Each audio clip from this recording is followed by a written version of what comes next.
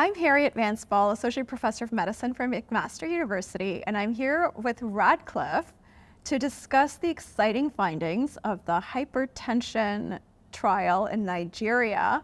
And I'm here with Dr. Dike Ojji. Welcome to Radcliffe. Thank you very much. We are here following his presentation at the late-breaking clinical trial stage, and he represents the rarity of a PI from an African country who led a trial that he's going to talk about. Tell us about your research question, DK.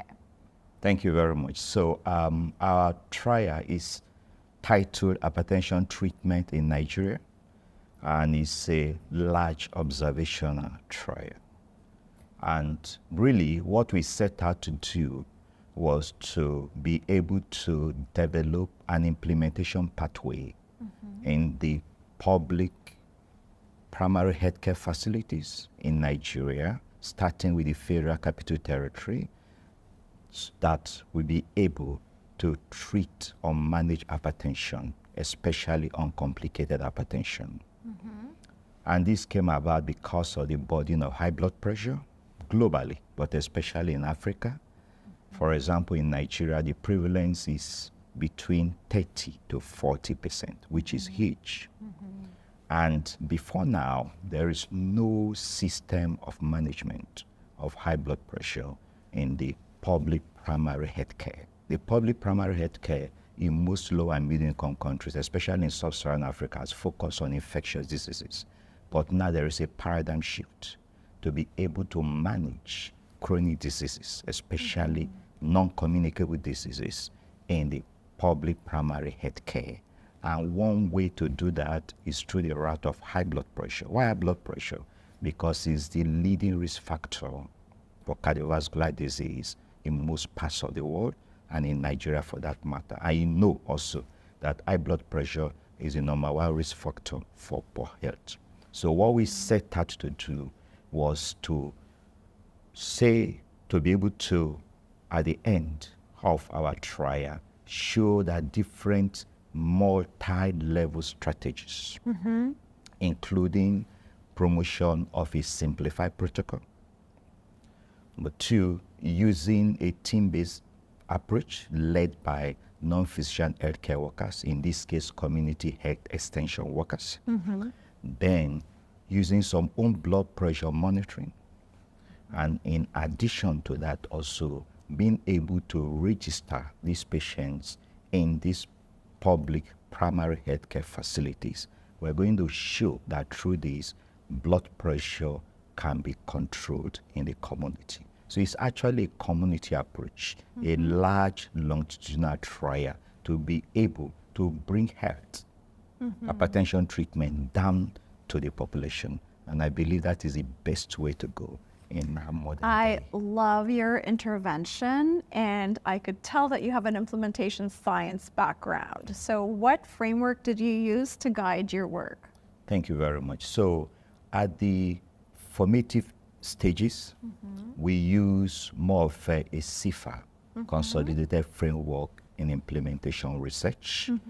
We also leverage a framework that was really around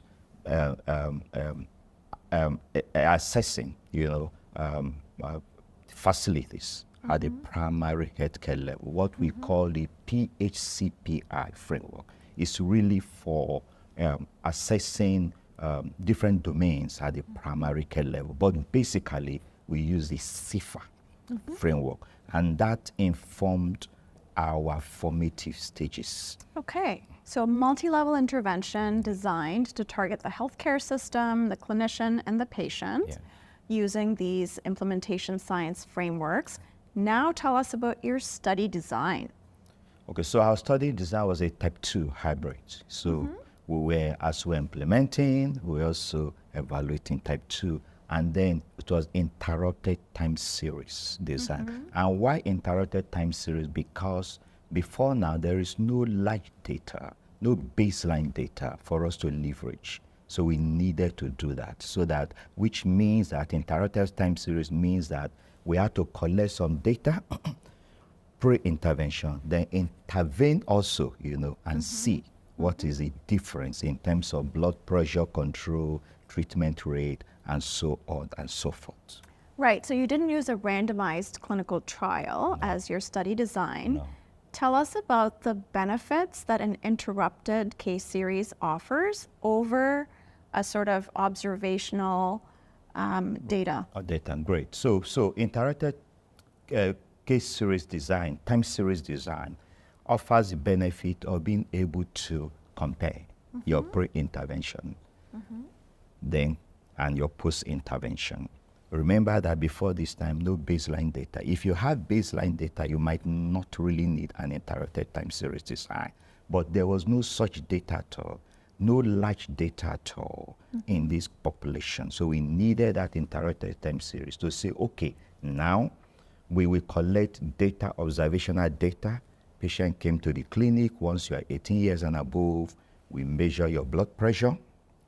We use the same simplified treatment protocol developed by the Federal Ministry of Health of Nigeria, then to start your medication. But meanwhile, there might not be those medications in those facilities. So what do? You go to the community pharmacy and then get your medication simply.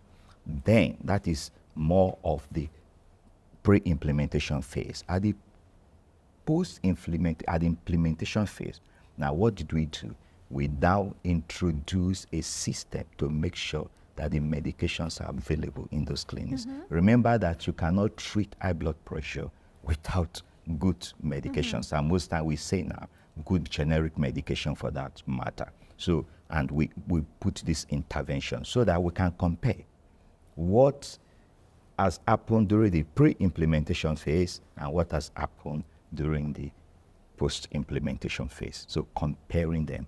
So interrupted time series, the beauty about it is that at least we can have baseline observational data. And what happened was that we were able to collect about 5,000 of those, participants' data within the pre-implementation phase. And what did you do to minimize any risk of bias from learning the intervention, or, how did you mitigate that risk? Yes, great. Thank you very much. So we did training and retraining of these non-physician healthcare workers. And these non-physician healthcare workers comprised the community health extension workers, pharmacy technicians, because they are quite needed where you don't have the pharmacist to be able to dispense the medication. And we also had medical record officers to be able to capture the data. So we did training, retraining of these persons. Then we're capturing our data in the red cap of University of Abuja.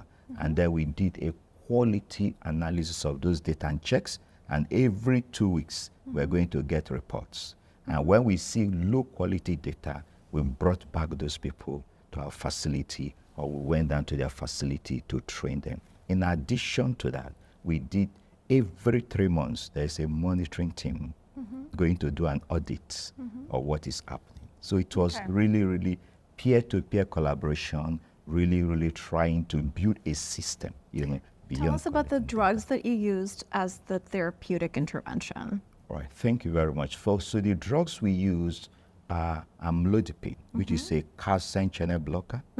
One, then we used losartan, which is an angiotensin receptor blocker, and we used thiazide diuretics. Now we went for losartan instead of medication like angiotensin converting enzyme inhibitor because of the side effects that can come from angiotensin converting enzyme inhibitor like lisinopril and ramipril. Remember, one of them is dry cough, and in the black population, it is said that they have more dry cough from ACIs compared to the Caucasian population, the Asian population, in about 5 to 10% of persons. And beyond that also, there can be angioneuroedema, which is also more in the black population. So we decided to use a more, the losartan, which is more tolerable, in this population, even though a little bit more expensive. So we used that too. And they were in different combinations. So remember I said that single P of fixed dose combination was one of the things we are pushing for. So we have amlodipine as a monotherapy. Then we have amlodipine losartan single P combination. As a step up? Yes, as a step up. Then we had amlodipine losartan and hydrochlorothiazide. Right. And most of our patients ended up using amlodipine and amlodipine losartan. And very few of them needed the three combinations. And that tells you about catching blood pressure early in the community. When you get them early in the community, they tend to respond very well. You know, and that is one of the lessons we learned from our study. So notwithstanding the limitations of the study design, tell us what your estimated treatment effect was. Yes, so we were able to demonstrate that using what we call a 3-month rolling average, that our treatment rate improved significantly. And it improved from about 77%, at baseline, down to about 97% within that period. And then our control rate also improved significantly from about 23% to about 56%. So it was more than doubled control rate for those people. Yeah. And why do you think that happened? Okay, that happened because we used a multi-level intervention. Multi-level. Blood pressure or hypertension treatment is beyond giving patient medications. We did a lot of community awareness, so people came to the clinic. Number one, we did a lot of formative work to be able to know, what was the best approach to get the people down. Apart from that, we did a lot of formative amongst the healthcare workers. So the buy-in was great by these people. So they saw it as theirs. Right. As having ownership of that program beyond just carrying out research. So good for patient care, but bad for the study in the sense that there was some contamination. That's so true. You're going to comment on the treatment difference. And was there a significant treatment difference based on your primary outcome? Yes, there was. So we found out that treatment prescription rate improved significantly between baseline and also post-implementation, which our post-implementation now, because this study is still ongoing, since these are early results, it's ongoing, is around the 3 months rolling average in the last 3 months. That is what we are using. So there was improved. And also the control rate also improved. It was significant. Yeah. The blood pressure control rate? Blood pressure control rate. Tell us And about also that. treatment. Yeah, the blood pressure control rate improved from 23% to about 56% from the baseline to 3 months, the last 3 months, which is a rolling average we're using because this is an interrupted time series design. So that is it. The only thing we also found out was that in terms of a rate of change of blood pressure, it happened to be more in the pre-implementation phase compared to the implementation phase. And we have looked at that. Why is it so? It just comes down to the fact that management of high blood pressure is beyond just giving free medication or giving medications at a subsidized price. It is multi-factor. It has to be at multi-level because we did a lot of formative work. There was a lot of buy-in. People were enthusiastic. So even when they did not have those medications, they were ready to get to the community. We did a lot of community awareness campaign telling them about the dangers of high blood pressure. So every 3 months, we leverage the community healthcare workers who are health educators and also community mobilizers to do like a mobilization campaign for them. So they use IAC materials, with pictorial forms. And then, so they did a lot of education. So buy-in was quite great. Learning curve was steep. Of course, after a time, it plateaued. It will definitely do that because at the time, it was as if there was mastering in a way of that. So it plateaued, yeah. So there was uptake of the intervention before the implementation Before the phase, implementation, yes. and then you saw a steep rise in uptake and then a plateauing, off. leveling. And I remember that our intervention was just making sure that there was a supply chain. That was our intervention. That was the difference between the pre-implementation and implementation phase. Were there any other secondary endpoints that you would like to share with us? Yes, so apart from the control rate and treatment rate, the systolic blood pressure reduced from 146 millimeters of mercury in the pre-implementation phase to about 134 millimeters. So we had a 12 millimeters drop in the systolic blood pressure. That was also similar for the diastolic blood pressure, reducing from about 91 to 84 millimeters of mercury. So we found that also to be quite interesting.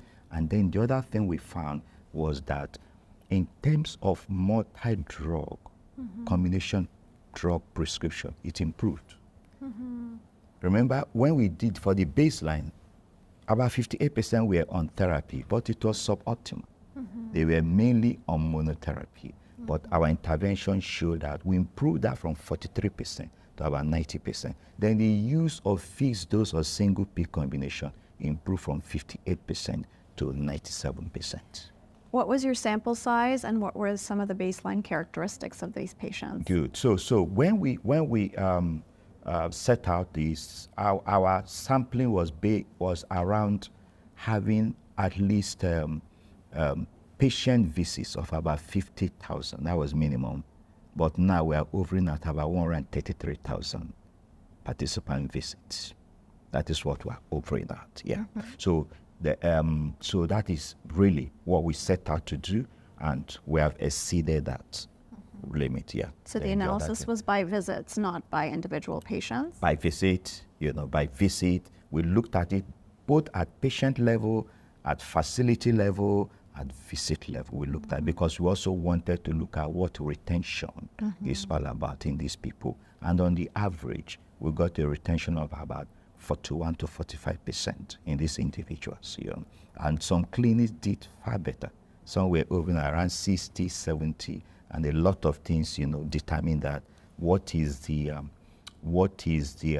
enthusiasm of the people. No matter how you train, some people will be more enthusiastic. The healthcare workers, they pass a message more to the people, and so on and so forth. So some facilities had better control, but on the average was about 41 to 45%. And really looking at that, really, remember that hypertension is one of the most difficult conditions to have a retention, because you are dealing with asymptomatic individuals. That's what happens. So looking at that retention rate, we feel that was fair enough, and that because we use this multi-level intervention. Did you do any hierarchical analysis to account for the clustering of the center, the clinician? Yeah, we are still doing that. In fact, we looked at a point the retention, and we looked at what are the characteristics, in terms of retention. Is it how far is it from the city, and those where we found certain things which is quite preliminary, and so maybe in our main paper we are going to do some deep dive, into some of those things to see how, some of these factors. Of course, those are the issues about interrupted time series design, some of those factors that you have to deal with. But that was the best way for now to have a very large data. We need those type of data to plan. And remember, one thing we are aiming at is to be able to have some good policy briefs that want to use to inform policy, and this data transforming policy in Nigeria in terms of pushing NCD care into the public primary health care, because that's the best way to go. Otherwise, the strokes will continue, the heart failure will continue, the chronic kidney disease will continue. Those are the issues. Well, let me congratulate you on a commendable effort to really tackle what is a globally important condition that is the single biggest risk factor for so many cardiovascular diseases, in a pragmatic way, in a large trial, in an interrupted time series design. And congratulations on your presentation. Thank you very much. How exciting to talk about implementation science with you. In American Heart Association meeting. From Nigeria to Philadelphia. To Philadelphia. Congratulations. Thank you very much. I appreciate it. So nice Thank to you. meet you. Thank you very much.